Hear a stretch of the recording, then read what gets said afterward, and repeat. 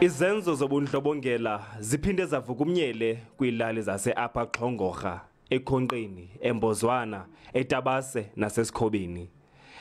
Abahlali baqhubekela ukuba bajikeleze behlola ingingqi besithi abasemagunyeni babanikela umva. Kuye kwehle sithwakumbe ke kweneminyaka engamashumi uba uZweledinga Mpalo wadutyulwa wabulawa.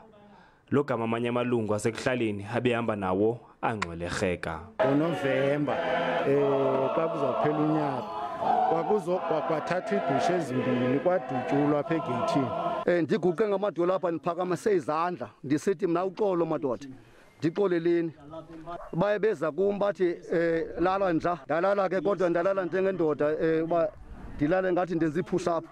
Umama wasekuhlaleni usanxunguphele emva kokuphangwa kwakhe kudlwengulwe intombi yakhe.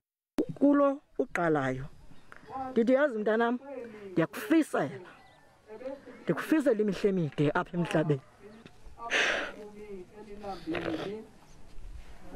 Kanti lonke elixesha ndikhutshiweyo ndisiwe kulanda kungokuthatha eyofakwa exandeni eyoreyitshwa ngaba. Iqoqo leqela labaphandi limiliselwe ukuphanda ezingxaki. Mandiyicacise into yokuba siseza kuzinza kulaa ndawo yaseBhityi de saneliseke ukuba abantu balaa ndawo bakhuselekile.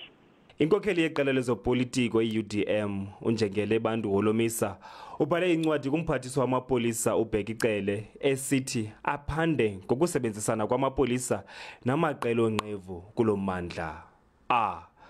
Thule Joka, kwindaba zeSABC ndiseMpandela ngaseMthatha.